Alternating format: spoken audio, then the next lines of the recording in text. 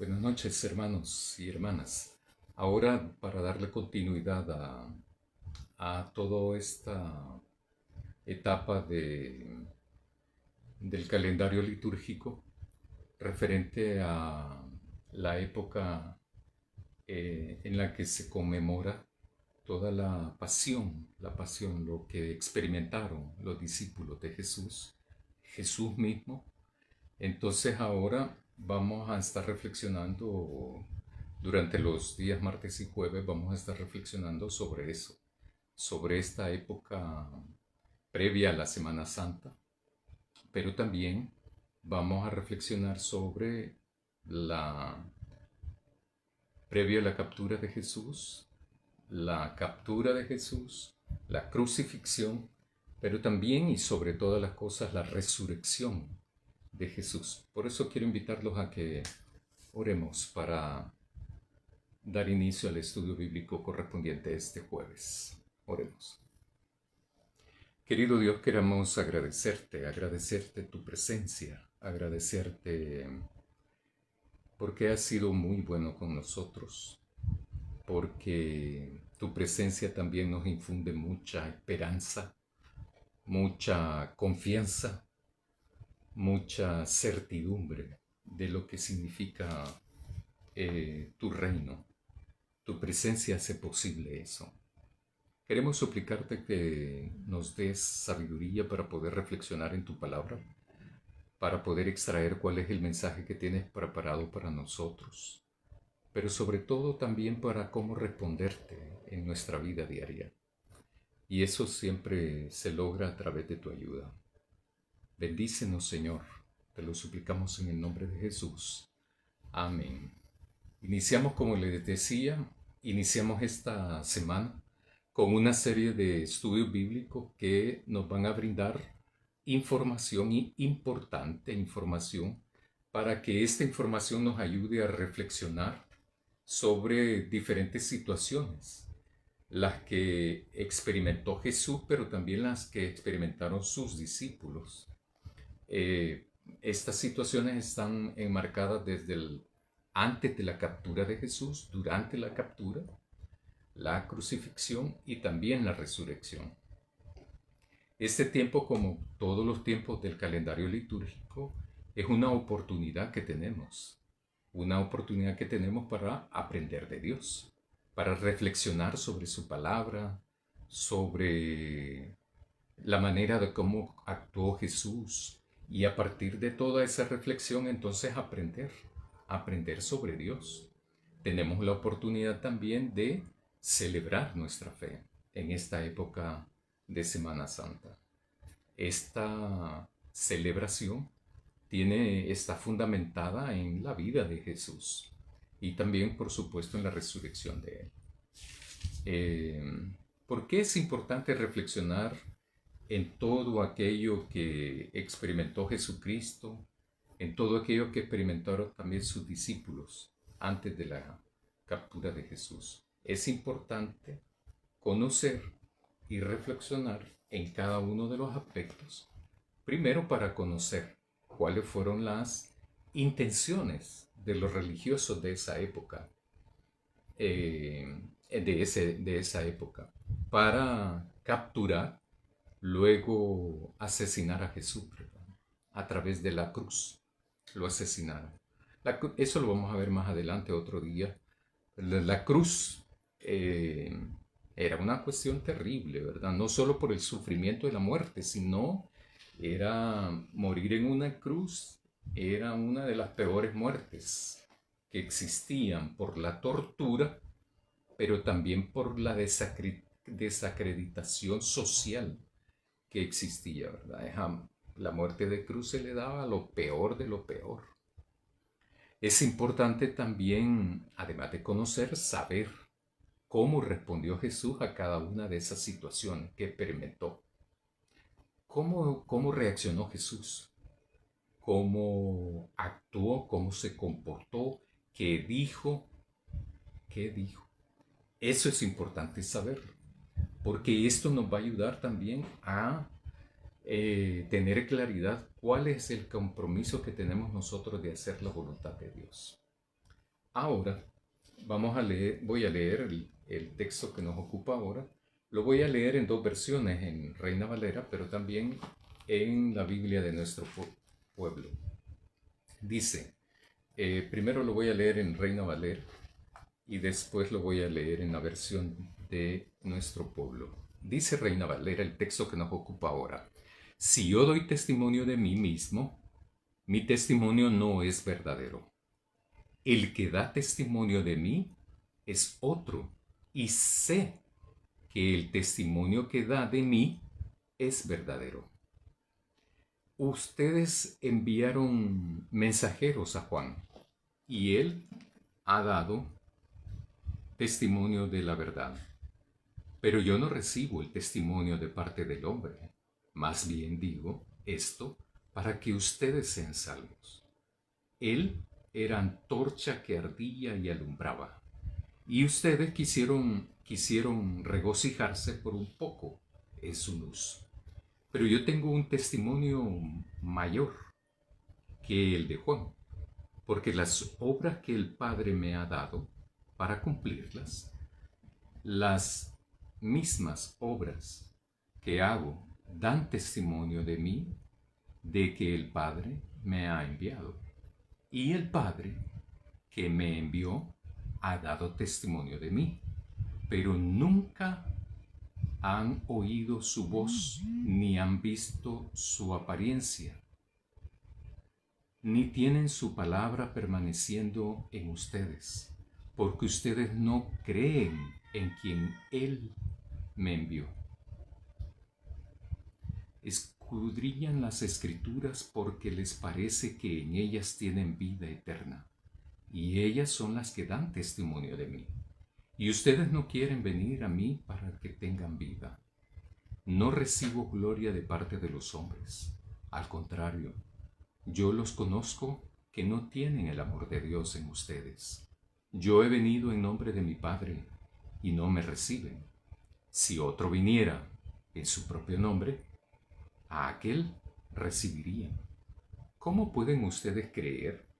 Pues recibiendo la gloria de los unos de los otros, no buscan la gloria que viene de parte del único Dios. No piensen que yo los acusaré delante del Padre. Hay quien nos acusa, Moisés, a quien han puesto la esperanza. ¿En quién han puesto la esperanza? Porque si ustedes creyeran a Moisés, me creerían a mí, pues él escribió de mí. Pero si no creen en sus escritos, ¿cómo creerán a mis palabras? Eso lo dice en la versión Reina Valera. La versión, la Biblia de nuestro tiempo, dice, si yo diera testimonio de mí mismo, mi testimonio no sería válido. Otro atestigua a mi favor, y yo sé que su testimonio a mi favor es verdadero. Ustedes enviaron a una delegación a Juan, y él dio testimonio de la verdad. Y, aunque yo me apoyo en testimonio humano, y aunque yo no me apoyo en testimonio humano, digo esto para la salvación de ustedes. Él era una lámpara que ardía y alumbraba, y ustedes quisieron disfrutar un rato de su luz. Yo tengo un testimonio más valioso que el de Juan. Las obras que mi Padre me ha encargado hacer y que yo hago atestiguan de mí que el Padre me ha enviado. También el Padre que me envió da testimonio de mí. Ustedes nunca han escuchado su voz, ni han visto su rostro. Y su palabra no permanece en ustedes, porque porque al que Él envió no le creen. Estudian las Escrituras pensando que encierra vida eterna, porque ella da testimonio de mí. Pero ustedes no quieren venir a mí para tener vida. Además, vida. Yo no recibo honores de los hombres. Además, yo sé que ustedes no poseen el amor de Dios. Yo he venido en nombre de mi Padre y no me reciben. Si otro viniera en nombre propio, lo recibirán. ¿Cómo pueden creer si viven pendientes del honor que se dan unos a otros en lugar de buscar el honor que solo viene de Dios. No piensen que seré yo el que los acuse ante el Padre. Los acusará Moisés, en quien confían, porque si creyeran a Moisés, también creerían en mí, ya que él escribió acerca de mí. Si no creen lo que él escribió, ¿cómo creerán en mis palabras? Son unas palabras bastante fuertes las que está diciendo Jesús. ¿Qué es lo que ha pasado antes del texto este que nos ocupa ahora? Uno, que Jesús ha estado cumpliendo la misión del que le fue encomendada por Dios su Padre. Y cómo eso entonces ha hecho varias cosas, como por ejemplo proclamar las buenas nuevas del reino de Dios. Esa es una de las cosas que ha hecho y que no tenemos que perderlo de vista de eso. Dos, ha sanado a un hombre que tiene muchos años de no caminar, a una persona que se le llama paralítico. El Evangelio según Juan llama señales a lo que nosotros decimos milagros. Si se fijan en todos los evangelios, las señales o los milagros, las sanaciones o las curaciones que hace Jesús, no son lo central, simplemente son señales, son algo que refuerza. Lo importante que trae Jesús es su mensaje, su mensaje. Jesús entonces ha sanado a este hombre que permanece 38 días en un día sábado. Mientras el pueblo estaba disfrutando y participando de una fiesta, con los líderes religiosos también, había otro grupo de personas que tenían algo más o menos en común. Estaba un grupo de personas que experimentaban quebrantos de salud, ciegos, cojos y paralíticos. Quebrantos de salud y también experimentaban ciertos tipos de discapacidades, a lo que ahora le llamamos discapacidades. Estas personas estaban ahí, en un estanque. Entonces, Jesús, en lugar de ir a la fiesta, cuando llega a Jerusalén se va al estanque. Se va donde está la gente que necesita a Dios. Porque en esta época, los religiosos de esa época habían estado enseñando durante décadas, años y años. Enseñaban que si tenías una enfermedad o una discapacidad, era producto de un pecado. Y por lo tanto, eras excluido porque firmemente se creía, de que esta persona pecadora, entonces no era digna de la comunión con Dios. Por lo tanto, entonces estaba excluido de la comunión con Dios, de la gracia de Dios. ¿Por qué? Por pecador. ¿Cuál era el signo exterior de saber que esa persona era pecadora? Estaba enfermo, o tenía discapacidad, o en su defecto también tenía algún espíritu inmundo. Entonces todo ese tipo de personas eran marginados, excluidos. Entonces ahora tiene lógica de que esta gente estaba ahí, en este estanque. Ellos estaban esperando de que ocurriera un milagro, porque había una religiosidad popular también, ¿verdad? La gente creía que el movimiento del agua subterránea en ese estanque era tocado por un ángel. Y cuando el ángel tocaba el agua se movía. Y el primero, solamente el primero que se mojaba en el agua, se sanaba, se curaba. Eso es lo que creía la gente. Esa creencia se le llama actualmente religiosidad popular. Entonces, lo interesante de esto es que las enseñanzas de los religiosos de esa época eran esas. Si alguien estaba enfermo, tenía una discapacidad, era excluido de la gracia de Dios, por producto de su pecado. Producto del pecado que no había sido expiado, perdonado por Dios. Entonces venía como consecuencia la enfermedad o la discapacidad, o el endemoniado, o el demonio. Eso es lo que se creía en esa época. Lo interesante es que todavía persiste esa forma de pensar en muchos sectores de iglesias cristianas. Mucha gente todavía piensa eso. Piensa a la imagen y semejanza de los religiosos de esa época. Este, eso todavía hay gente que cree en eso y que enseñaban los religiosos de esa época. Entonces, en lugar de creer de que donde está Dios hay vida y libertad, la gente sigue creyendo que donde está Dios hay muerte y sometimiento. No lo dicen en esas palabras, pero lo enseñan de otra manera que tiene esas implicaciones. Eso es lo que enseñaban en la época de Jesús. Eso es lo que enseñaban en esa época los religiosos de esa época. Entonces, tener a este grupo de personas aisladas, que se tenían como cosa común su estado de salud, o sea, de enfermedad, y una discapacidad, era lo que los unía a estos. A veces ni la familia se acercaban, porque tocar a un enfermo era como tocar un cadáver, se contaminaba de eso. Este es el panorama previo en el texto que nos ocupa hoy. Entonces Jesús va allá, hace esa sanidad de ese hombre paralítico que ha estado 38 años paralítico, y entonces lo sana un día sábado y le vienen encima cuando lo descubren los religiosos. Hago énfasis en eso, los religiosos de esa época. Y entonces se disgustan con Jesús, se enojan con Jesús, y entonces empiezan a tramar cómo capturarlo.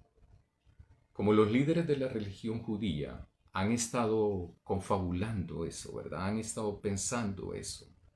El texto de hoy está centralizado en quién da testimonio a Jesús, de Jesús. El texto de ahora, eso es lo que pretende. ¿Quién es el que da testimonio de Jesús? ¿Por qué Jesús hizo eso? De hablar sobre los testimonios. Y por eso quiero invitarlos a que busquen Deuteronomios capítulo 19, Deuteronomios 19, el versículo 15.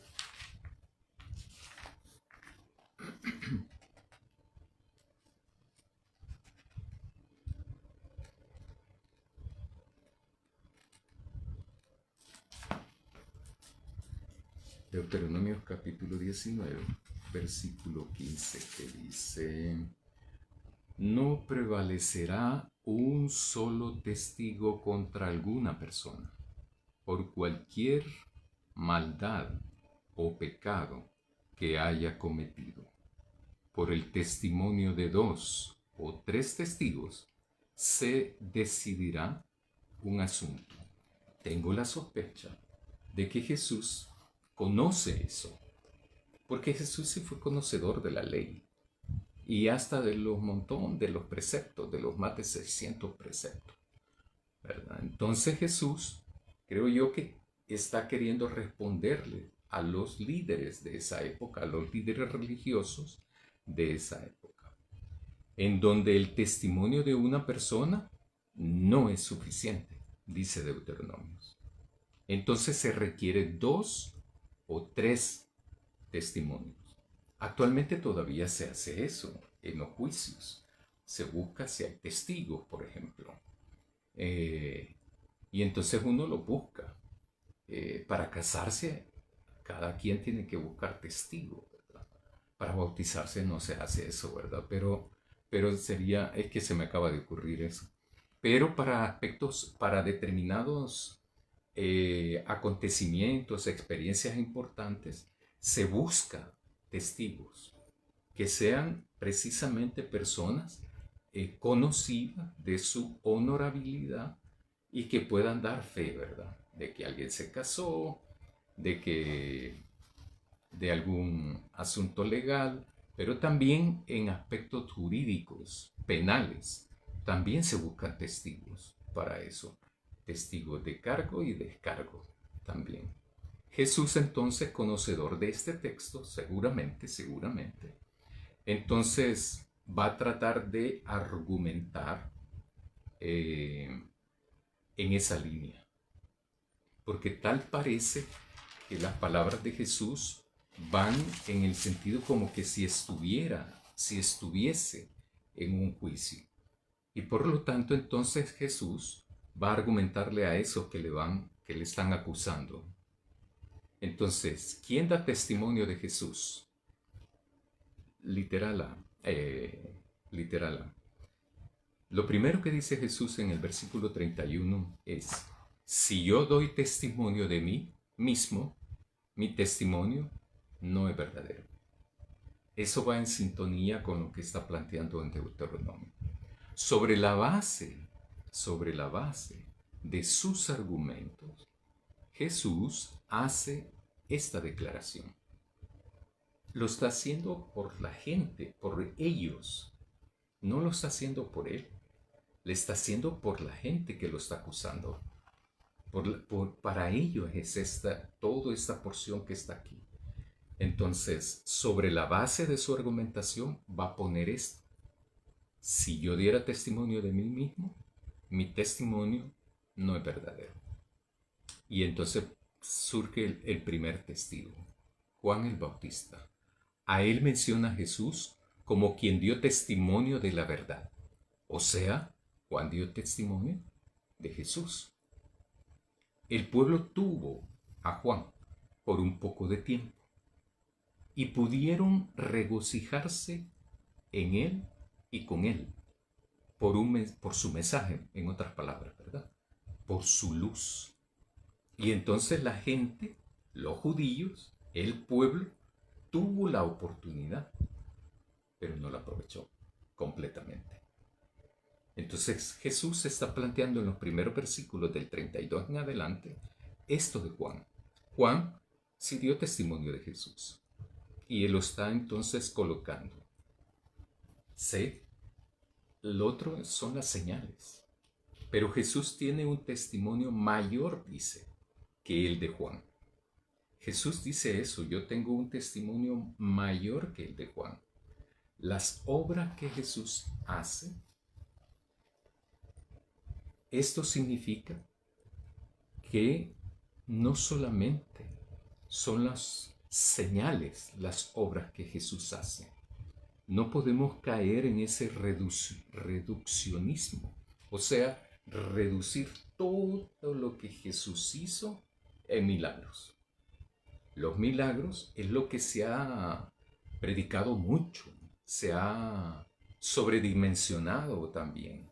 Pero ¿qué de las enseñanzas de Jesús? Que son son sumamente clave para poder tener una relación, una comunión con Dios, para conocer a Dios. Entonces, las obras que Jesús hace, las hace porque el Padre lo mandó a hacer eso. Entonces, las señales, no solamente las obras que Jesús hace, no solo se refieren a las señales, o sea, a los milagros. Sí se refiere a eso, pero no solo a los milagros, sino que también tiene que ver con las enseñanzas de todo lo que Jesús dijo, enseñó, proclamó. Esas son las obras también de Jesús. Las obras no están reducidas, centralizadas en milagros. La vida de Jesús es una cosa más absoluta, más integral y más integradora, porque Jesús, en el cumplimiento de la voluntad de su Padre, toda su vida es importante. La vida de Jesús es importante. Toda la obra de Jesús es importante. Todo lo que dijo y lo que hizo es importante. No solo los milagros son importantes para Jesús o de Jesús. Jesús muere por toda esa trayectoria que él hizo. Jesús muere por toda esa práctica, por toda esa enseñanza, por todo lo que hacía también, por todas las señales, pero también por toda la enseñanza. Jesús entonces, en el cumplimiento de la misión, en el cumplimiento de la voluntad de Dios, entonces, de su Padre, que es Dios, encuentra también entonces la muerte de cruz, porque cumple con la voluntad del Padre. Ese cumplimiento da testimonio de Él. O sea, la vida de Jesús da testimonio de Jesús. Jesús es una persona íntegra, íntegra. Jesús, nadie puede descartar de que es Jesús, la divinidad de Jesús, pero también la humanidad de Jesús. En este sentido, entonces, el primero que da testimonio de Jesús es Juan, y el segundo es las obras que Jesús cumple.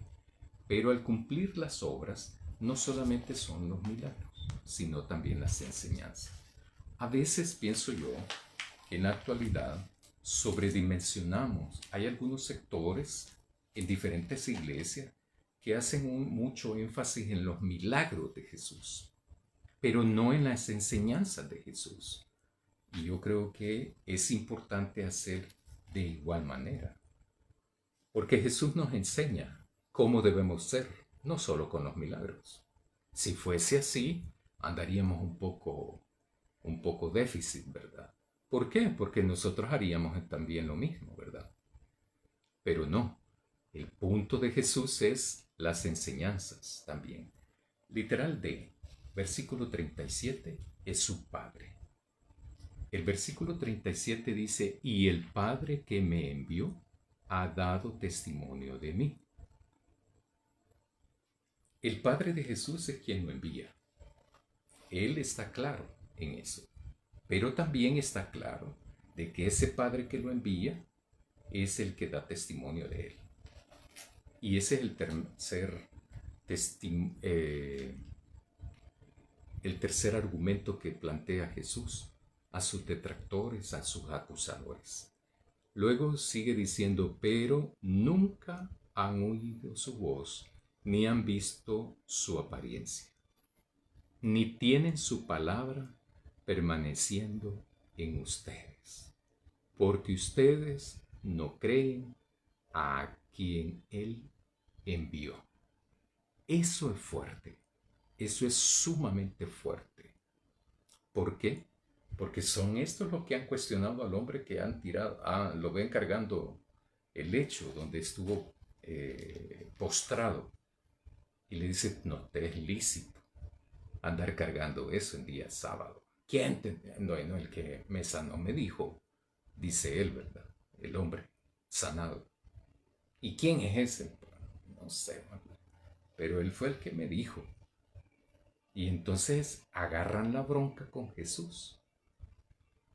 Agarran el pleito con Jesús. Y se ponen de tal manera de que Jesús entonces les está planteando esto. No han oído la voz de Dios. Ustedes no han oído la voz de Dios. Ustedes no han visto a Dios. No le han visto su apariencia. Y tampoco van a creer al que le envió. Entonces, he aquí entonces Jesús, en su argumentación, hace un giro magistral, un giro fantástico, que todos los educadores son capaces de hacer como Jesús. Él comienza toda su enseñanza, porque esto es una enseñanza, todo este discurso, ¿verdad? Es una enseñanza. Primero está diciéndoles, miren, yo no vengo por mí mismo, pues, sino que alguien me envió. Pero no solo el que me envió da testimonio de mí, sino que también Juan da testimonio de mí. Lo que pasa es que ustedes no lo comprendieron. Las obras que hago, lo que enseño, lo que hago, las señales, también dan testimonio de mí. ¿Por qué? Porque identifican quién soy yo. Lo mismo que ahora con nosotros. Nuestros comportamientos, nuestras conversaciones, nuestras palabras identifican realmente quién soy. ¿Soy un hombre honesto, sincero, o soy un hombre falso, hipócrita? ¿Qué da testimonio de mí? ¿Cuáles son mis actos, mis comportamientos, mis palabras? Mis comportamientos con todos, con los que me topo. Así nos pasa ahora también. Lo mismo le pasaba lo que está diciendo Jesús. Sus obras, o sea, su vida, da testimonio de quién es Él. Pero también da testimonio al que me envió de mí. ¿Quién es mi Padre? Dice Jesús. Entonces Él en su argumentación dice, yo no voy a dar testimonio de mí, ¿verdad? Si yo solo diera testimonio de mí, no sería válido en el versículo 31. Pero entonces por eso pone a Juan, su obra y también el Padre que lo envió. Entonces Jesús, en su argumentación, hace ese giro aquí. Y entonces el Padre da testimonio de Jesús y es el mismo Padre que da testimonio al que lo envía. Lógico, ¿verdad? Contundente esto. Porque entonces es que yo no vine por cuenta propia, sino que me envía el Padre. Y ese Padre que me envió da testimonio de mí, dice Jesús. Pero los judíos, y especialmente los que lo acusan, no lo reconocen y no lo aceptan tampoco a Jesús. No lo aceptan, no lo reconocen, no lo identifican, pero tampoco lo aceptan. Entonces en el versículo 39 nos plantea también escudriñen las escrituras.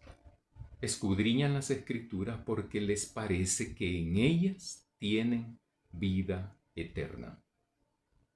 Y ellas son las que dan testimonio de mí. Otra vez lo lleva a Él. Entonces, ¿quién es que da vida eterna? Jesús. Él es el que da eso. Estudian, escudriñan las escrituras pensando, creyendo que en ellas encontrarán vida eterna. Pero no porque las escrituras dan testimonio del que da vida eterna. Si las escudriñaran bien, entonces encontrarían eso en otras palabras.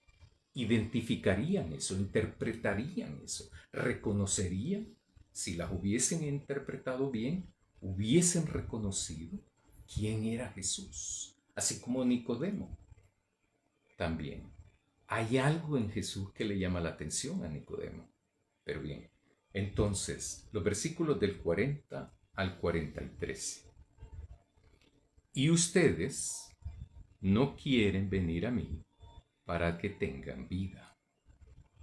Se resisten, no lo aceptan, no lo reconocen, no lo identifican, porque cuando interpretaron las escrituras, lo hicieron inadecuadamente.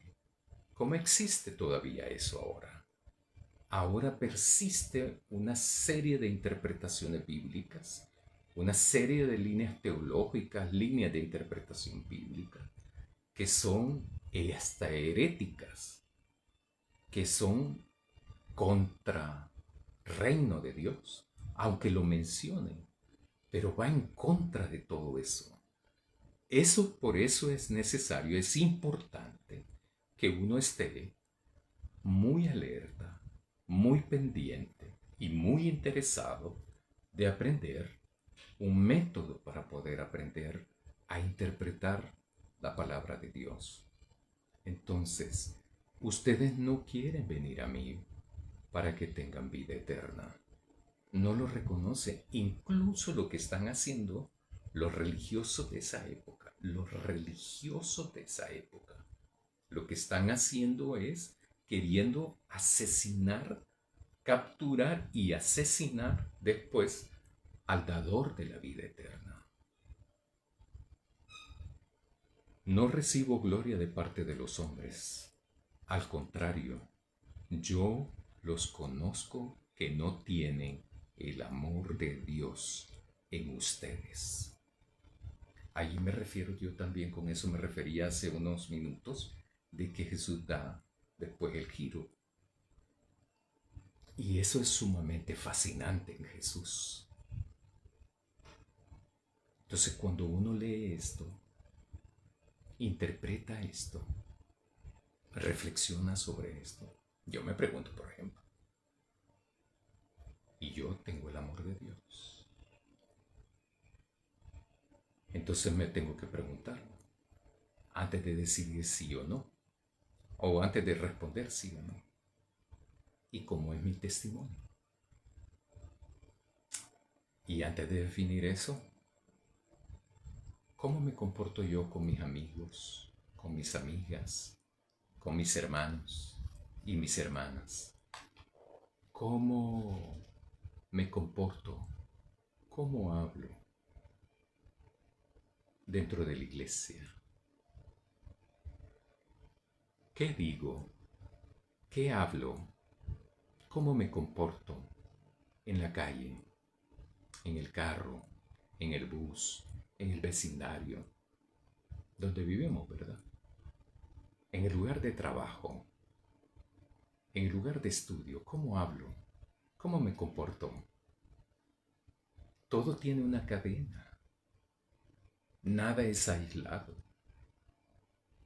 No podemos aislar nuestra forma de hablar. El contenido y la forma me refiero, ¿verdad? Las palabras que uso, la intencionalidad de las palabras, el propósito de los comentarios, si es de dañar a la gente, si es juzgar a la gente, si es para edificación de la gente, para ayudar a la gente. Eso va relacionado al testimonio. Y el testimonio va relacionado a si tengo o no en mí el amor de Dios. No es una cuestión abstracta. No es una cosa, es que, no, mi vida en la calle es una y mi vida dentro del templo es otra. No. Bueno, al menos con la fe cristiana no es así. En otras cosas quizás, pero en esto no. Ahora bien, entonces Jesús dice eso. Dice eso, ¿verdad? Yo, al contrario, yo los conozco, que no tienen el amor de Dios en ustedes. Dios nos conoce actualmente. A Él no le podemos mentir. Nos podemos mentir nosotros mismos. Pero a Dios no le podemos mentir. Absolutamente nunca le podemos mentir. O tampoco, como dicen unos, ¿verdad? También. No, voy a hacer esto, voy a hacer ciertos desarreglos, o sea, pecados, ¿verdad? Desarreglos. A veces la gente piensa de que calumniar no es pecado. Hablar a las espaldas de los demás no es pecado. Y entonces dicen, no, es que como yo ya tengo otro conocimiento bíblico, no, como yo ya tengo otra iluminación, ¿verdad? No, para la gente sencilla, ¿verdad? Eso sí, no cuenta eso. Si sabes más de la Biblia, se te exige más. Ese es el punto. Y si no sabes mucho de la Biblia, se te exige también. O sea, ese no es escapatorio. Porque cuando uno toma la decisión voluntariamente, uno toma la decisión de andar por el camino que nos lleva hacia Dios, uno tiene que dar testimonio de eso. ¿Cómo? Con la vida. Punto. Eso tiene que ver con la forma de hablar, la forma de comportarnos, todo, todo, absolutamente todo. Y ustedes dicen el 40, no quieren venir a mí para que tengan vida. No recibo gloria de parte de los hombres. Al contrario, yo los conozco, que no tienen el amor de Dios en ustedes. Yo he venido en nombre de mi Padre. O sea, no viene por voluntad propia, ¿verdad? O sea, no viene que a Jesús se le ocurrió venir. No, no viene a eso. Y no me reciben. Yo he venido en nombre de mi Padre y no me reciben. Los religiosos de esa época, ¿verdad? A ellos les está hablando. Entonces, dice también, si otro viniera en su propio nombre, a ese sí lo van a recibir. A él sí. lo van a recibir. Son palabras contundentes las que está diciendo Jesús. Son palabras que si esta gente estuviera escuchando realmente, las atendiera, entraría en razón, reflexionara en ellas. Lo mismo que ahora. Lo mismo que ahora cuando uno lee la palabra de Dios. Cuando uno lee la palabra de Dios son palabras que son para uno. Toda esta Biblia es para uno, pero también para todos y todas.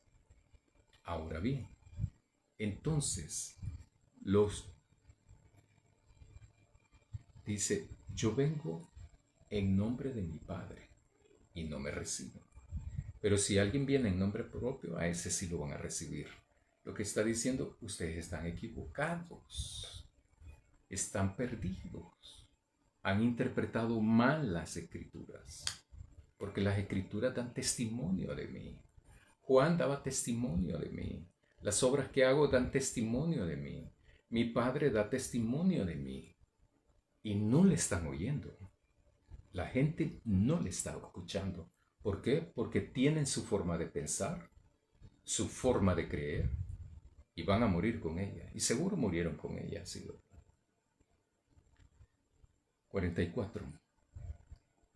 ¿Cómo pueden ustedes entonces creer? Pues recibiendo la gloria de unos, de los otros, no buscan la gloria que viene de parte del único Dios. ¿Qué pasó con este giro del que yo hablo? Los acusadores de Jesús son puestos en evidencia por parte de Jesús. Les revela lo que son y en qué condición están también. Uno, no tienen el amor de Dios. Los conozco, dice Jesús, a los religiosos de esa época. No tienen el amor de Dios. Y por eso no reciben a Jesús. ¿Cómo van a recibir a Jesús si no conocen a Dios? ¿Cómo van a recibir a Jesús si no tienen el amor de Dios?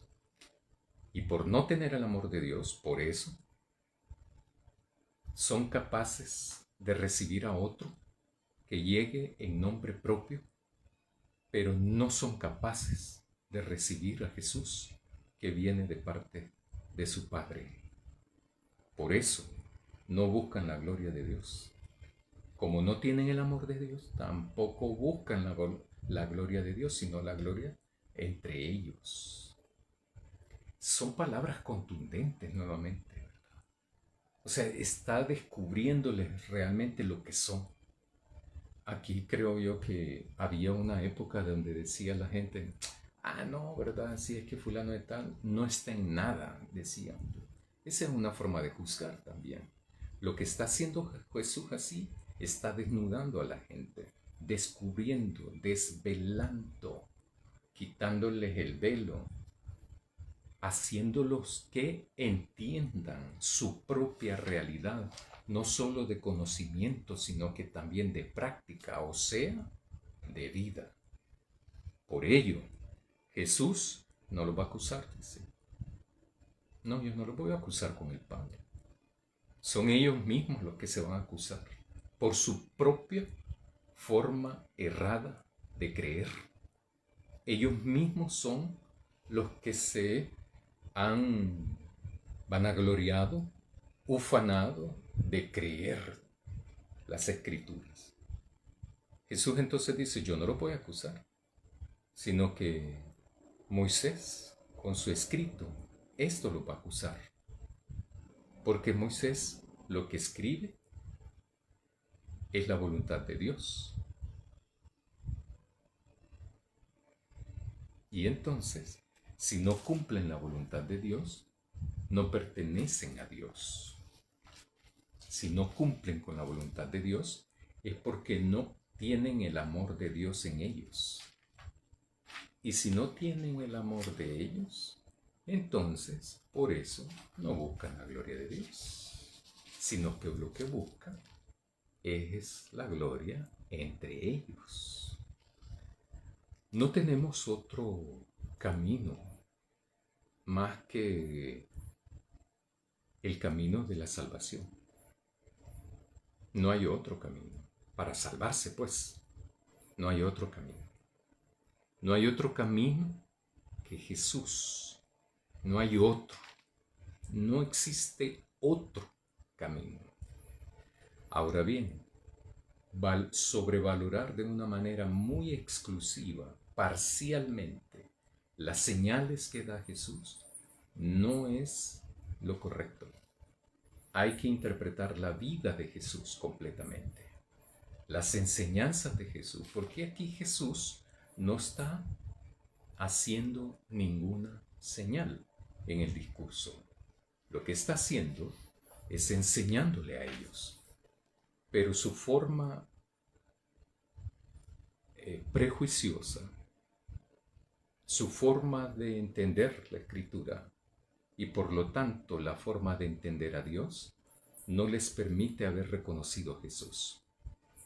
¿Es culpa de Jesús? No, es culpa de ellos.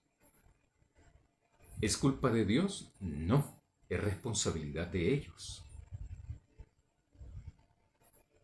Entonces, ¿lo mismo puede ocurrir ahora? Sí, lo mismo puede ocurrir ahora.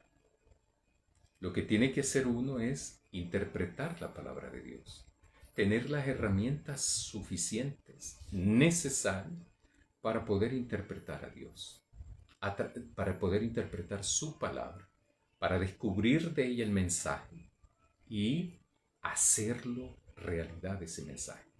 No postergar eso. El cumplimiento de la voluntad de Dios es lo que me posibilita a mí formar parte del pueblo de Dios. Reconocer a Jesús es algo que en la actualidad también se vuelve muy, muy difícil, cada vez más complejo, porque las ofertas de las diferentes iglesias es sumamente, yo diría que hasta escandaloso. Las múltiples ofertas de los diferentes tipos de Jesús. No hay diferentes tipos de Jesús, solo hay uno, y eso está en la Escritura. Hay que ir a la fuente, no hay que seguir las interpretaciones de otros, hay que ir a la interpretación de la fuente, que es, en este caso, los evangelios.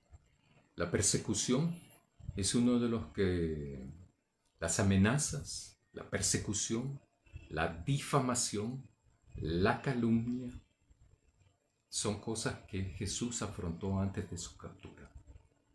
Así se fue fraguando la cosa. Así se fue fraguando.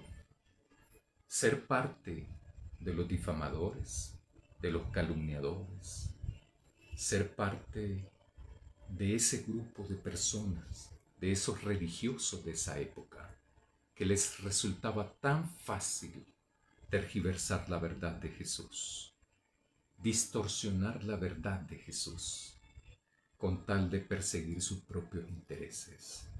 A eso se enfrenta Jesús, y se enfrenta como esta manera lo hizo, de una manera clara, honesta y contundente.